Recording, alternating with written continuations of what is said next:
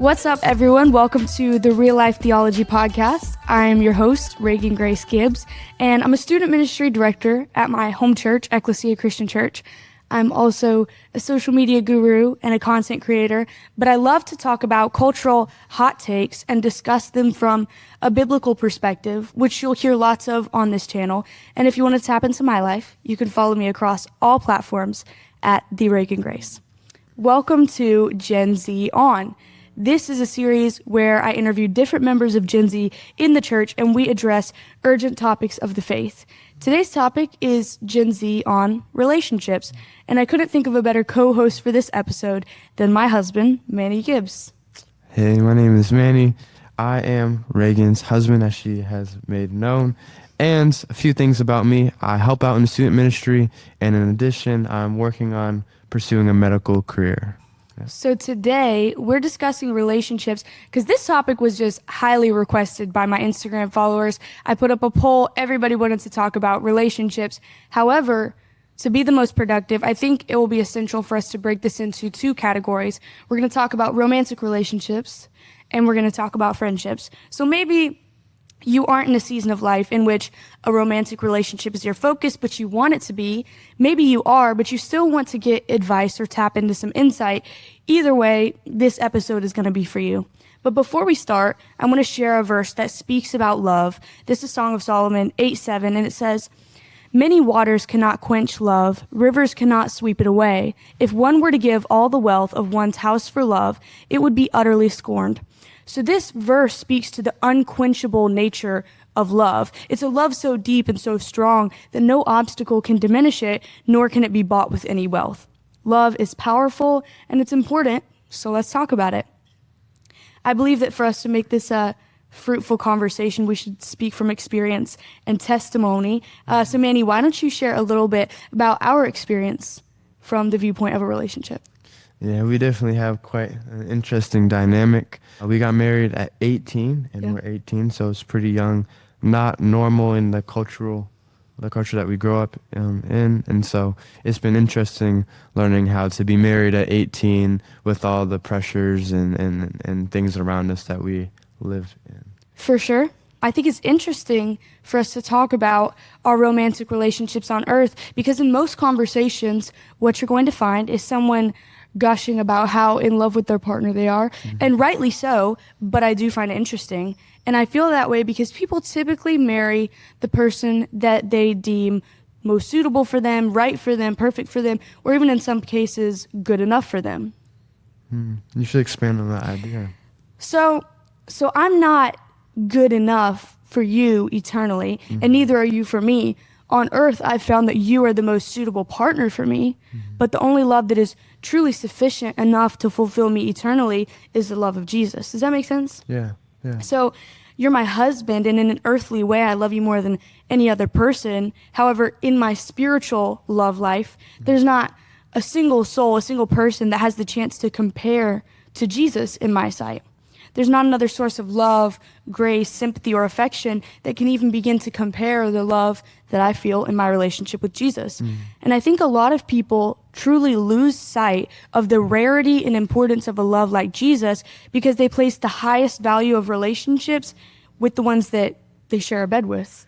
That's a really good point, and I completely agree with you. And I think something I found is interesting is that when you look in the culture that we live in, that the highest, the relationship that is praised is a romantic one. And although that's sweet and all that's warm and fuzzy and good to hear, I think when we do that, we forget that the highest relationship in our life should be with Jesus. Yeah. And it's very problematic when you put a person on a pedestal that they're not supposed to be on. Yeah. And so when you do that, you inadvertently lead to catastrophe, because if Christ isn't leading your relationship, it will lead to chaos. Yeah, for sure. So I want to read something that I find profound in Genesis. It says, "The Lord God said, 'It is not good for the man to be alone. I will make a helper suitable for him.' Now the Lord God had formed out of the ground all the wild animals and all the birds of the sky. He brought them to the man to see what he would name them, and whatever the man called each living creature, that was its name." That in itself, this has nothing to do with the point, but I find that so interesting because who came up with cow? Adam, he was straight picking the wildest names. Like, I don't know where this junk came from, but imagine getting to name all the animals. Pineapple. See, but that's not an animal, though. But it's cool. Did it say he named the animal, or did he say he named the fruits? I don't know. Which, still, this has nothing to do with the point, but I feel like that would be such a fun thing, like getting to name the animals. Like, I want to know how he came up with ostrich. Yeah, I'm glad you didn't name them just a little bit. Why? Because you'd make it outlandish. Why? We don't. It wouldn't be outlandish. Yeah. He came up with some outlandish names. Zebra? Dope. You'd probably call it like a weird horse name, like a black and white horse. Zebra's just more unique. Like I would have creative freedom. I would come up with some crazy names. And that's why I'm worried. See, all right, whatever. So I just think it's cool that we get to see, the early days how Adam was getting this creative freedom to be able to name the animals. But aside from that, so the man gave names to all the livestock, the birds in the sky, and all the wild animals. But for Adam, no suitable helper was found. Imagine that, though. Like, you just paired up everybody. You just named everybody, and then it's just you. Mm-hmm. Like, the cow has a lady cow. Mm-hmm. The horse has a lady horse. Mm-hmm. The fish all got lady fish. Yeah. And then it's just you. That's lonely. By yourself. That is lonely. Yeah. So the Lord God caused the man to fall into a deep sleep. And while he was sleeping, he took one of the man's ribs and then closed up the place with flesh. Then the Lord God made a woman from the rib he had taken out of the man, and he brought her to the man. The man said, "This is now bone of my bones and flesh of my flesh. She shall be called woman, for she was taken out of man." I know he was like, about time. It's such a flex. But imagine like you've never seen a woman before, though. You spent your whole life alone with all the animals and plants and junk, and then you're like, about time, another one of me. Mm-hmm. It's like your twin. It's a flex. You came from my rib. All right. Okay. So that's why a man leaves his father and mother and is united to his wife, and they become one flesh. Mm-hmm. So something I notice here, this is a hot take, it's a little bit controversial, is that God didn't create Adam for Eve. Mm-hmm. Eve is created for the sake of being Adam's missing rib. Mm-hmm. And it was not good for him to be alone. They make note of that. So in the context of relationships, and specifically our relationship, as your wife, my goal is always to be your missing rib. And I know that's not popular. It's not popular for a woman to say she is important in a role that is supporting of her husband. Culturally, it would be more popular for me to say my value has nothing to do with my husband. But I believe that in being your wife and supporting you and being your missing rib, I in no way, shape, or form diminish my value or competence.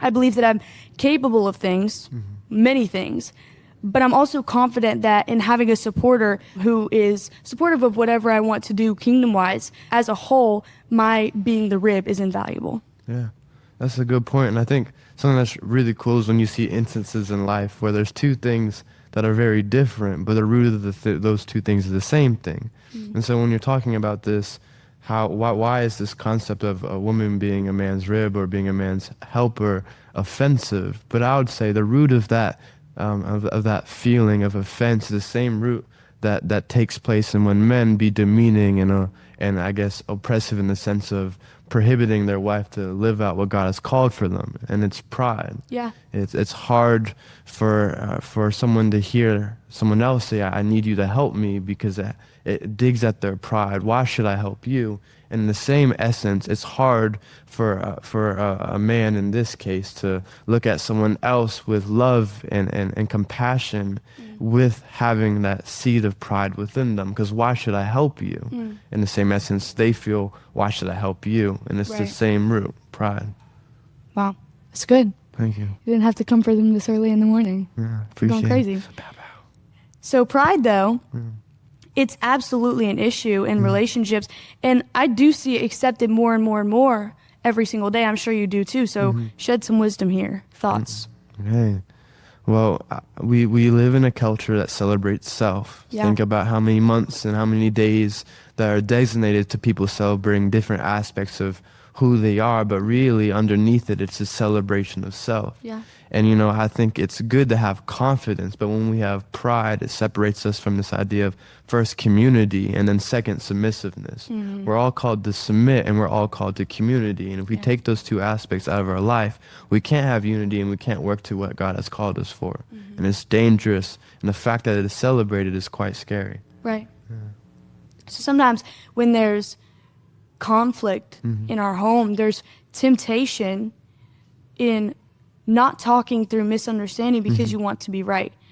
And it comes from a place of pride and being like, well, I want to be right and I want to be vindicated when I'm right. So sometimes being right, I've found, isn't worth it.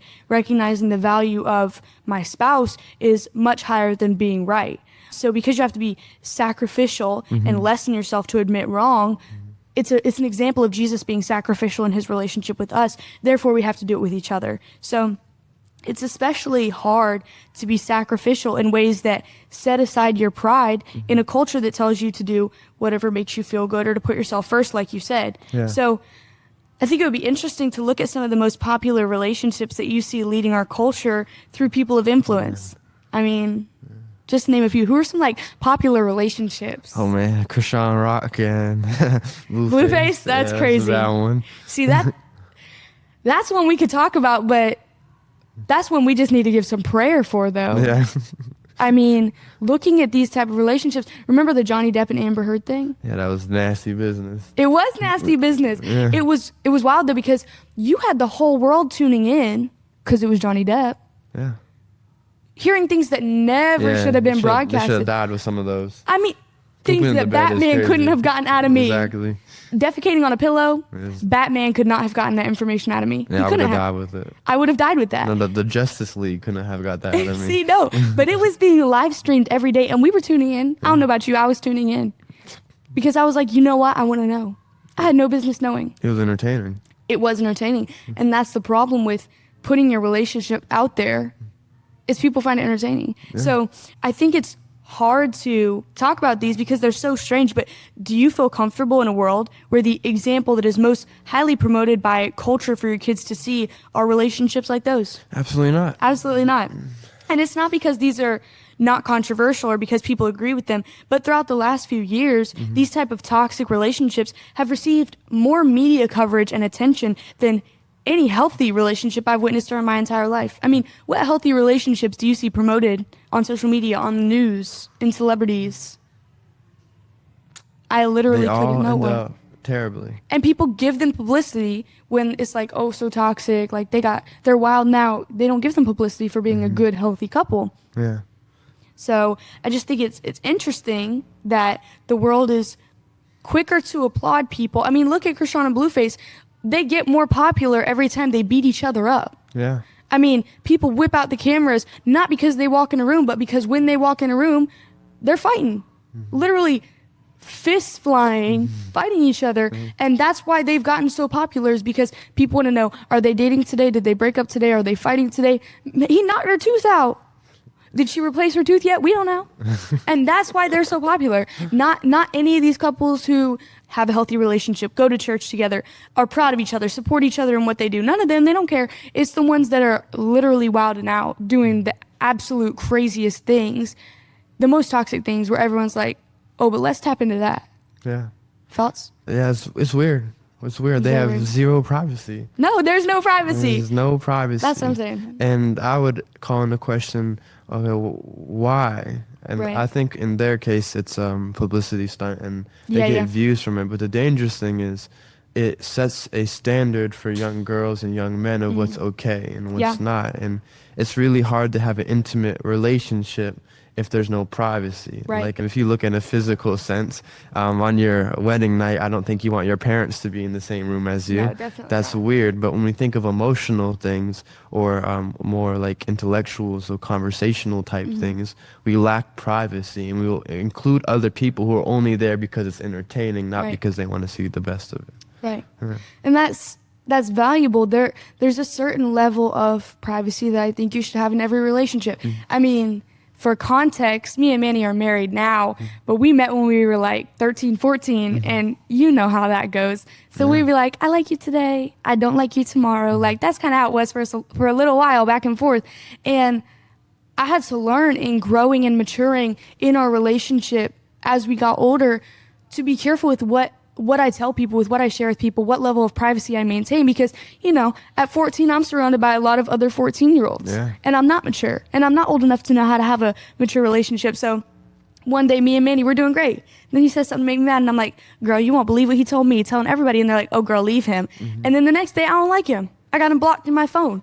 Because when you don't maintain a certain level of privacy within your relationship, you start getting input from people who have no business shedding insight into your relationship. I mean, truly, no business. You should surround yourself with people that at your worst will speak to your best to your partner. Right. Because if you surround yourself with people that are just entertained, Right. they're just going to instigate to see more Right. entertainment. Because then it would turn into, girl, what's he doing today? Girl, Yeah. y'all got problems today? Like, Yeah. why do you want to know? And why me? There's the worst people in the world. See, no, it's not just you. It's every guy, though. It's like a girl thing. Yeah, and it's a guy thing. It's every girl. Okay. But yeah, no, I think it's important to know, like, if we have a problem and I go tell my friends about that problem, tomorrow when me and you have had a conversation and we've made up and we've restored that problem and we're all good, I'm fine, you're fine. But the last thing she heard was the beef we had, Yeah. and she's still gonna be giving you this when you walk by. She's still mad at you because she Yeah. just knows what you did to her homegirl. Yeah. She don't know that we came up with a solution to the problem. So they don't see the input into the relationships that restores the problem. They just see the problem continuously. And every time there is a problem that you share with them, their sight of you, their vision of you gets worse and worse and worse. Yeah. Something I find interesting is that dependent upon your perspective of what love is, you can use love as a justification for not having privacy. And so when I was younger, I used to ascribe to the belief that love is a feeling. And based off what I've seen in movies and entertainment of a princess that's just so in love with some random guy that becomes a prince somehow. And then in that, those feelings of love represented by the imagery around her, of birds flying and everyone happy and dancing in a time period where no one would be happy and dancing, cholera and dysentery and all those terrible things. But she feels okay in that, and love to her is a feeling. But the issue is, if love is a feeling, then it's always temporary. But I think that if you look at an example in the Gospels of what Jesus did, he chose. It was a choice. He loved. You can't he sad, he angry. Right. And so if love is to be used as a verb, it has to be something that can be chosen. For sure. And when we look at it anything other than a choice, we reject it in its purity, because I choose you even when I'm upset. And so when I'm upset with you and I choose to love you, I will not allow other people to walk into our relationship. I will not let people talk bad about you. And like you told me that one time, I am the first defender for your reputation. Yeah. And if I feel like love is a feeling, and so now I don't feel loved by you because you did something to me, then I'm going to say, well, then I can say whatever I want about her. But when I say, hey, Regan, I love you, I choose to love you, like the example set by Christ to his church, if I say that, then I can have no justification, because I must love you through the hard times as well. Right. And therefore I must ensure that there's privacy in our relationship. Right. Yeah, I agree with all that. I think you hit the nail on the head, because there's some days I wake up, I feel like Snow White. Yeah. The birds are singing. Yeah. I'm twirling around. I'm like, oh, I love him so much. Yeah.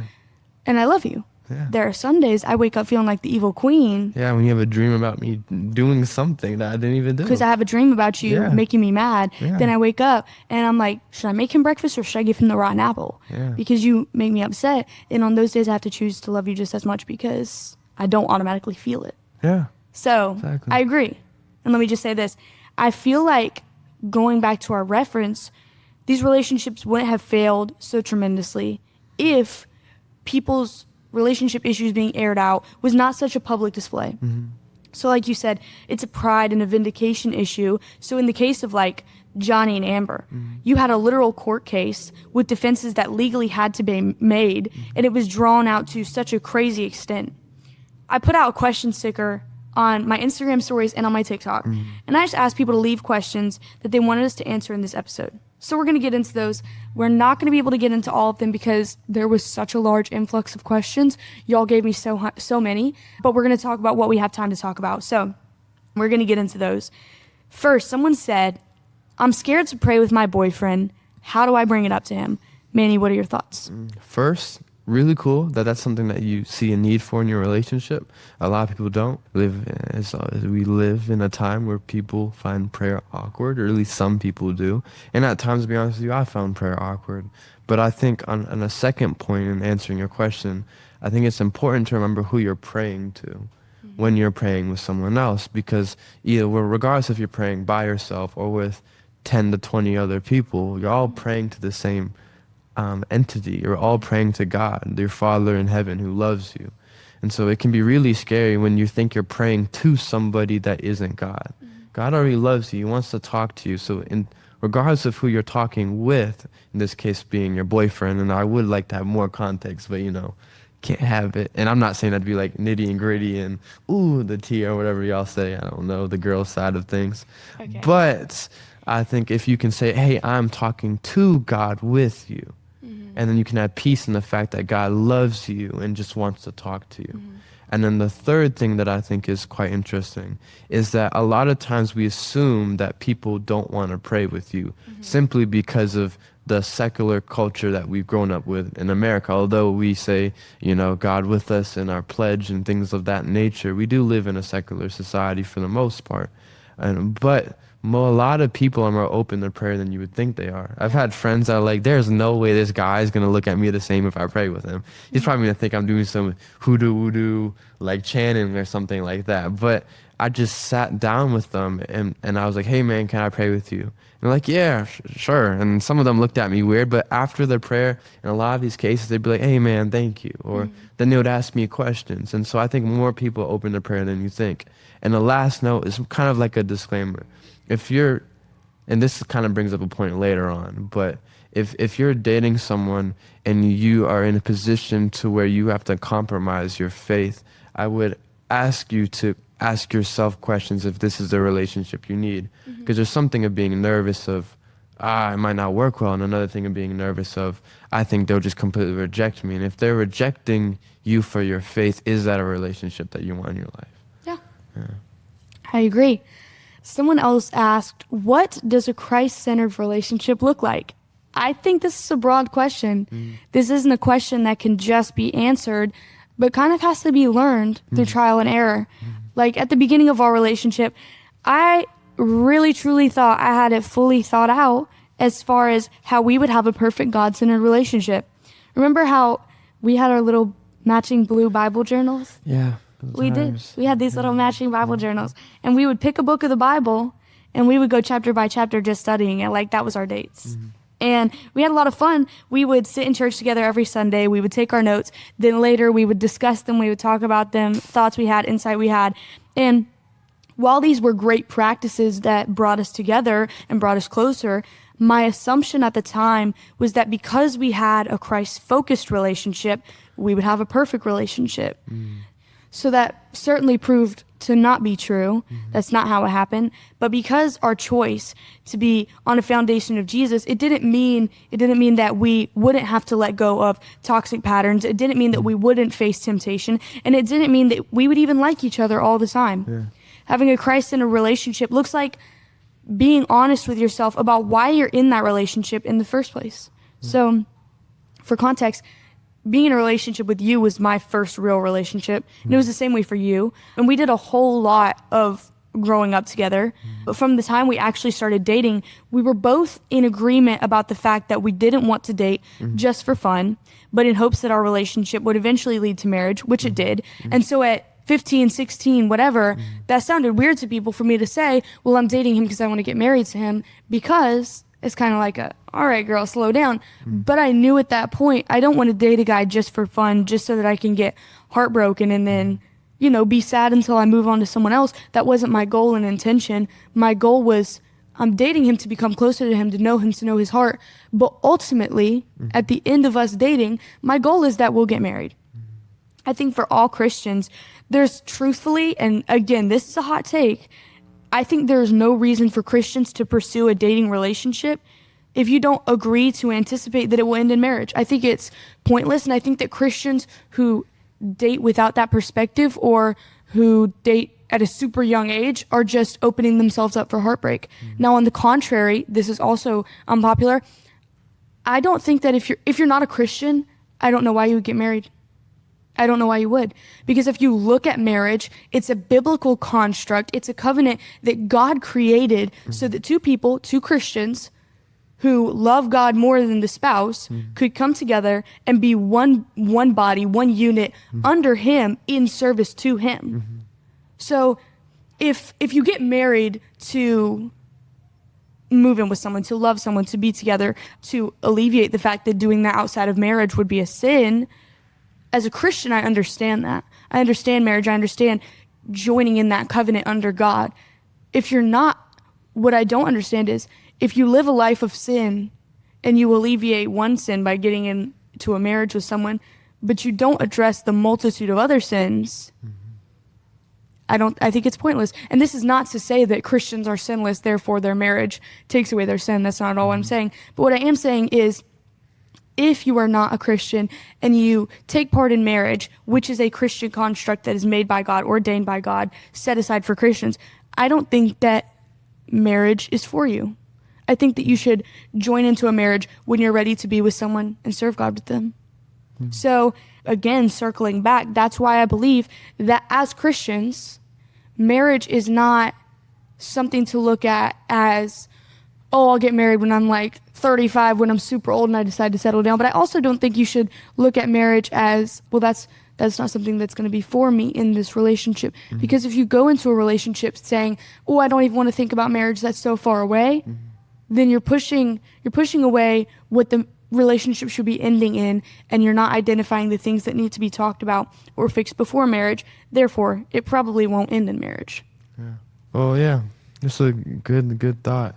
And I think just like we mentioned earlier, something to be cautious of is that there's a narrative driven that the culmination of your faith is marriage, and it's not. When I got married, I didn't just stop listening to God. Like, I wasn't done. And in reality, you can be single for the entirety of your life and completely honor and give glory to God in everything that you do. Paul writes about the benefits of being single. Right. And in my case, you know, there's some reasons why I couldn't be single forever. In order to be obedient to God, just as a real, because this is, you know, real talk conversations. I don't think you could live without me. I mean, I've seen like your outfits when I don't help you get dressed in the morning. See, I don't that's think freedom. I would have freedom. Okay, but you could, but it would be a sad existence because you can't lie and say I don't bring so much joy to your life. You definitely make me laugh. See? Yeah.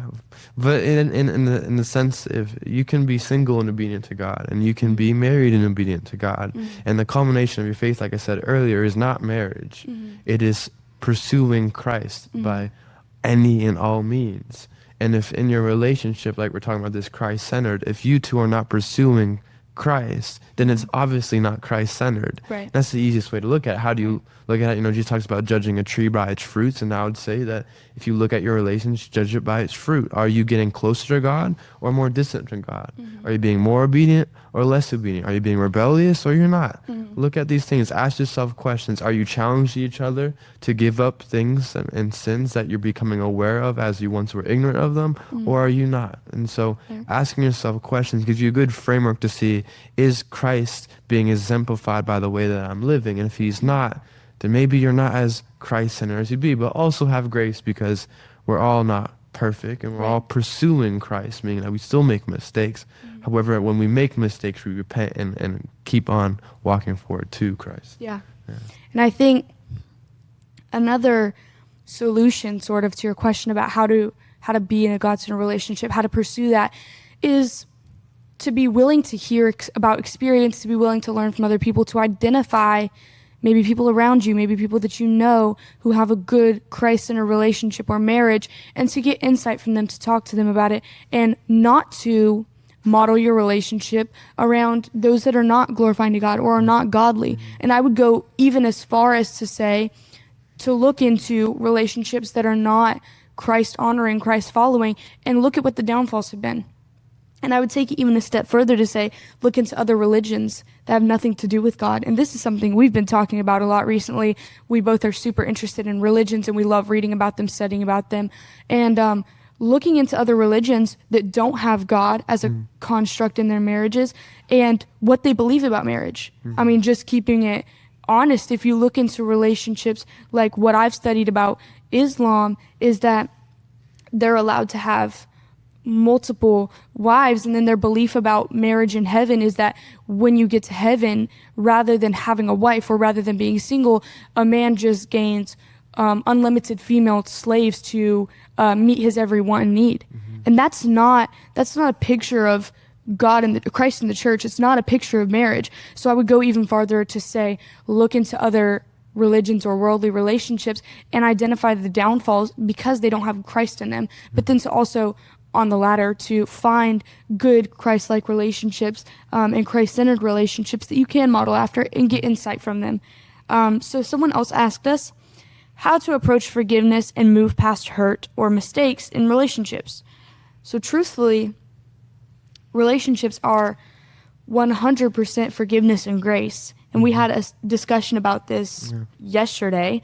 Being unwilling to forgive is one way that you can honestly ensure the death of your relationship. Yeah. And you gotta talk. Yeah. You can't expect to get to a place of healing and forgiveness and being able to receive and give grace if you don't talk. Communication is vital when it comes to any sort of wound that's been inflicted on you, whether that be purely emotional or physical and emotional. And I think you also have to make assessment of where you're at the time of when the wound was made and afterwards. If you don't understand why something hurt you, it can be very difficult to get to a place where you can communicate to someone else, okay, hey, man, woman, whoever we're talking to, like, this hurt me because fill in the blank. And we hear like the I feel statements. They kind of sound corny, but they're powerful. If you can articulate why something hurt, it's a lot easier, or maybe not easier in the sense of it's easy for you, but it's a lot more helpful, that's the better word, to then get in a place to where the person can be understanding of why it hurt. Because I could do something to you, and at surface level, to me, it's like, ugh, why is she yapping about it? I wouldn't say that, of course, because I don't want to die. But it could, at the surface level, it's like, okay, why is she hurt by this? But in your assessment of yourself, and you can see that at the surface, it looks like a scratch, but underneath it's deep. Because I struck a nerve in something in your past, or I picked a scab that's already been there. So now that you know, hey, Manny, this is why it hurt me. And then you can articulate why it hurt, and now I have an understanding, and then I can change my behavior in hopes that you receive me with gratitude, but I still have to be patient, because if I'm the one committing the offense, I can't be in a place where, get over it. That's not going to help. It takes time for things to heal. For sure. So obviously not a single human is perfect. So they're going to make mistakes, but it's also good in these relationships to have accountability when we can. So Manny and I try to have a lot of grace with each other, but he also holds me accountable in many situations that prevent forgiveness from even being necessary, because he spoke truth and wisdom to me before I even had the opportunity to start wilding out. So in regard to how to approach it, there isn't a formula for how to begin forgiving, but I would encourage you to begin doing it and continue doing it often. So our next question is, what are your biggest suggestions for finding a good, godly relationship? And actually, we were having a similar conversation to this with two of our friends a few days ago. And I always tell people about how I met Manny in church, and I think God aligned our paths so perfectly when he did. But the important part to me is always where I found him. I've always had high standards that I fully expected to be met, and not a single person who was not in tune with God could fulfill those standards. Now, at the time when we first met, neither of us were ready for a real relationship, like I mentioned, because we were young, but God kept our connection and kept us stable in the church until we were ready. So I think it's important, because where you find your significant other truly does matter. This is a hot take, but y'all can handle it. When a girl comes to me, and this, I feel like this happens more often than not, talking about, I can't find a good man, all men are so bad. I ask her, girl, where are you finding these men? Because she'll be telling me the most treacherous stories. I'm like, where are you finding these men? And the answer is almost always somewhere you should not be boyfriend shopping. Almost always. Yeah. On your way to go fish in the sewer, you pass by the guy that you're looking for. See, that's the thing. Manny was talking about this the other day. A girl was talking about trying to find a man. He said, well, it sounds like you've been fishing in the sewer. I was like, see, you didn't have to say all that. That was a little too far. But it's foul, but it's real at the same time. I truly believe that one of your first approaches needs to be where you're finding your boyfriends and girlfriends. You have no business being shocked that he doesn't want to go to church with you on Sunday morning when you found him at the club on Friday night. Yeah, clubbing it up. Exactly. That's what I'm saying. Don't be surprised. So Our last question for this episode was, how can I combat temptations in relationships when I'm saving myself for marriage? This is a real topic that we need to talk about because truly a lot of Christians are either misinformed or confused about purity.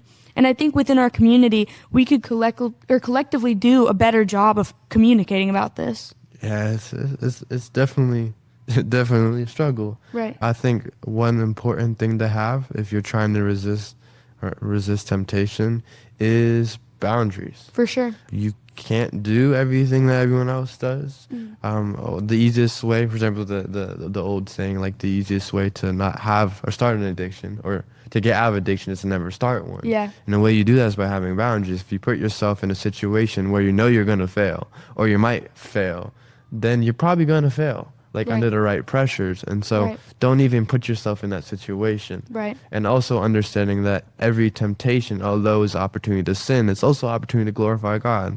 When you do the right thing, when the wrong thing seems so amazing, you're glorifying God in a similar manner to which, like Job.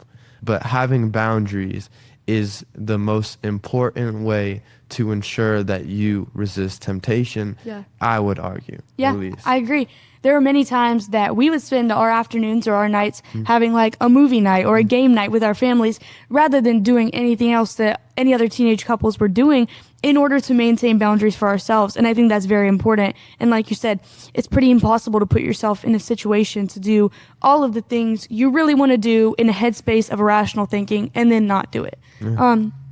I also think in regard to intimacy and relationships that because so many people talk about purity culture before marriage, it sort of sets it as a prerequisite that in marriage, you need to be ashamed of sex or you need to be embarrassed of sex.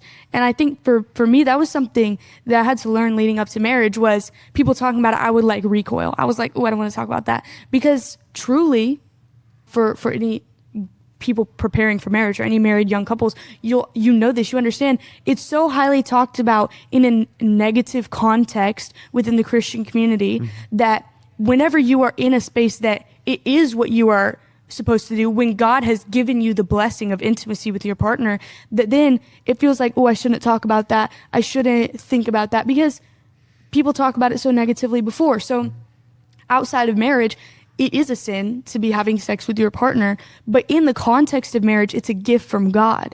And so I think that it's right to set those boundaries before and to understand that it's not right for you to do it in that situation. That gift from God is not to you when you're not married, but also to not grow scared or embarrassed of intimacy and to think about it negatively because it's not a negative thing. It's a thing that is meant to be enjoyed with the person that you love within the context of marriage. So before our next segment, I want to thank all of you for the insane influx of questions that we received for this episode. And if I didn't get to your question due to time constraints, feel free to shoot me a DM, and I'd love to continue this conversation with you. And if you want to join into this conversation for future episodes, turn on my story notifications on Instagram for the next time I offer up this opportunity. So with that, for time's sake, we need to transition into our discussion about friendships and get ready to wrap this up. So for me, it has definitely been such a learning experience through friendships. And to keep it real, you know this about me better than anyone. Friendships have always been difficult for me. I'm loyal to a fault. I'm honest. I'm a friend that every girl needs, but I am so cautious in friendships. I'm so cautious. Yeah, this is completely accurate. You are, friends. Yeah. You and See, Manny likes friends. to laugh at me because he has more friends than me, but I'm more cautious with my friends. Yeah, I mean, that's true. You definitely have more. Yeah, you have more. I don't know how to describe You can be friends. blunt. I know what you're trying to say. I've had friends, lots of friends for a while, but I've also weeded out many friends. However, See? you've had few friends for even longer that are even more cool. Yeah, that's a nice way of me putting it. Right. Yeah. So kind of like we talked about earlier, for some of the same reasons that romantic relationships are difficult, so are friendships. And pride can be a huge factor in that because it prevents a lot of growth. And something that I've had to learn through trial and error in relationships is to closely monitor the conversations I'm allowing to take place in my friendships and what I'm letting slide. Yeah. Not because I'm a skeptic or because I'm always on edge, but because I've had friendships in which I allowed sin to infiltrate my conversations and I lost them due to my and their errors. I had plenty of friendships where, because I let gossip slide for one too many times, I burned a relationship with them that either I wasn't able to restore or it took me so long to restore on the basis of maintaining a true friendship that was God honoring. Yeah. There are so many friendships that I lost due to the fact that they were not maintained in a godly way. And this is something that I'm continuing to learn. And for honesty's sake, majority of my friends are women, and the ones that aren't, most of them are married. They're the spouse of my female friends. They're related to me. And I have guy friends, but for the sake of my marriage, I don't go out on the hunt for making guy friends. A lot of them are people that I was previously friends with or people that I work with and people that I'm close with in the church. But you're not going to catch me out like, on the street just trying to make guy friends like the same way I would with women. Because with women, I'm always on the hunt for new friends. But I'm not that way with guys. If it happens, it happens. But something that I'm continuously learning is to sit with women who sit at the feet of Jesus. And what I mean by that is when your friends are sitting at the feet of Jesus, the conversations are different. The things that other people might say, they're not going to say because they're in the presence of Jesus. The motives are different. And you always walk away feeling inspired and not inferior. And I'm learning that this is because these women understand that Christianity is a race, but it's not a competition. We have the exact same goal, but I don't have to trample you or step on you to get to it. So within these relationships, I value them so highly because I understand that I'm not going to let your sin slide in our friendship, but you're not going to let mine. Yeah. Don't let it slide. That's dope. That's really good. Yeah. So to touch on that from a male perspective, I would ask, what do you think the men need to hear? It's a good one, right? I think one of the biggest areas where male relationships go astray is when you begin to allow this not my business, Hakuna Matata. No, you always say that wrong. He can't say Hakuna Matata. Hakuna Matata. That's what he was trying to say. You say it boring. That's how it's said, is Hakuna Matata. Manny says Kuma Matata. So that's what he meant, by the way. Yeah, and that's accountability, and this is me, Grace. Thank you, Regan. You're welcome. You're welcome. But like this idea that we are walking our own walk, so as your friend, I ain't gonna tell you what you're supposed to do. And that's it comes from a good place, but also can lead to a very dangerous outcome. Yeah. Because what does God call our friendships to be? Sources of strength. Right. But he also calls our friendships to be places where we have people in our lives that breathe life into us, that point us back to Christ. And so even if I love my friend, or I would argue especially because I love my friend, when they are doing something that the culture around me tells me to turn a blind eye to because, it's his life, it's his future, it's up to him, I have an obligation to speak truth in love to them with the hopes that they walk away from wherever that is. Friendship should point you to God, not away from it.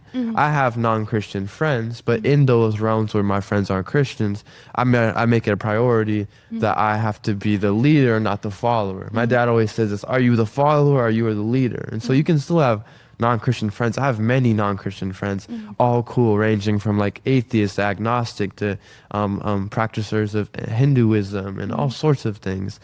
But in those situations, I make very careful that I am leading and not being a follower, and that I'm not allowing certain influences to corrupt my thinking in a way that is harmful in the absence of evidence. But really this idea like, if I love you, man, I'm gonna tell you like it is. Right. Now it may be offensive, but what one person takes as offense really is conviction. Right. And that's what has to happen, because if we all turn a blind eye, then all sorts of horrible things will happen. Right. Yeah, let's talk about that though, because people really do have an issue with that mentality in our society. And truthfully, I don't want to be friends or have relationships with people who are not willing to be honest with me and hold me accountable. I really don't. And that's not to say I can't be your friend if you're not a Christian. I have friends of different religions who, they know I don't agree with them. They know I'm always going to share biblical truth with them, But sometimes we just like to dissect. I like to say, well, I disagree with what you say because of this in scripture. And they say, well, I disagree with you because of this. So that's not to say that, but at the same time, I know that they'll be honest with me. And I don't want to have friendships with people who are not willing to hold me accountable. And I know that's a hot take, but at the same time, the most successful and long-lasting relationships have been a result of that practice. And I also believe that one of the most unloving things you can do for someone is to know that they are wrong and affirm them in their wrongness. If you can look at me and know that I'm wrong, know that I'm in trouble, know that I'm doing something I shouldn't, and affirm me in that and say, you go, girl, I don't believe that's love. Yeah. You can't love me and watch me go down the wrong path and not say, hey, let's course correct. So as an example, in our relationship, I remember in the earlier stages, I told you that something I admired about you was the fact that so many people I knew who were my age went along with whatever I said and were so willing to agree with me on any topic simply because they liked me. And it could be the most wild opinion and they would agree. I remember when I was like 16, I tested this theory. I would drop a hot take in front of someone just to see if they were scared to disagree with me. And something crazy too. It would be like the most wild, intrusive thought, like something crazy. And I would just drop it and they'd be like, oh, you're right. And then I was like, see, I didn't even mean that. You just agree with me for the sake of being my friend. And I don't like that. But I remember you telling me I remember telling you how deeply I appreciated someone who would call me out, hold me accountable, and be honest with me, even when it wasn't easy or they knew I might not receive it well. So I've always appreciated that. Thank you. I appreciate that. That's something interesting is that when you share truth with someone, and hopefully you're doing so in love, because if you're not doing so in love, why do it at all? That in you saying or relaying the truth to them, they may feel as you're offending them, and a lot of times intentionally so. But the reality is, in many cases, it's just convicting. If I'm doing something wrong and someone calls me out on it in love, I'm still going to feel offended, though it was done in love. But when I act as if their sole reason was to just harm me or attack me or to put me below them, what I do is I limit the ability of me in that moment to receive that criticism and then repent and get closer to God. And by and large, I limit that relationship's ability to grow together and in unity, united by what Christ calls us to do, which is love others like him and be obedient. For sure. I'm reminded of 1 Corinthians 15:33 saying, do not be misled. Bad company corrupts good character. Our circle and who is in it is urgent, and I'm confident in my friends because I know that they care for and nurture our relationship just as much as I do. I pray for them, discern with them, share accountability with them, and love them. And that's why I also love Proverbs 18:24, which says, and it's important to have these type of friends. If you don't find them, and you can't, DM me.